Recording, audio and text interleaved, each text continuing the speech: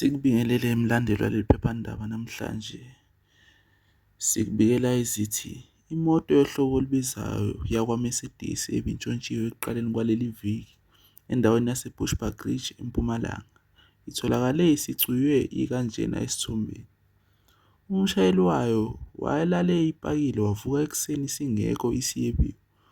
Kuthathwe injini, izihlalo, idashibhodi kanye namasondo ayo. Kuthiwa kuwumkhuba odlangile lokhu endaweni yase-Bushbuckridge wokwebiwa kwezimoto bese zenziwa lo mhlolo.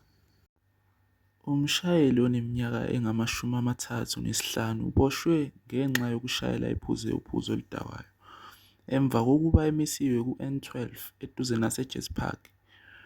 Ubeshayela ngendlela engaphephile emgwaqeni okudale ukuthi aze amiswe ashayele amalambu kwatholakala ukuthi ubedle uphuzo oludakayo.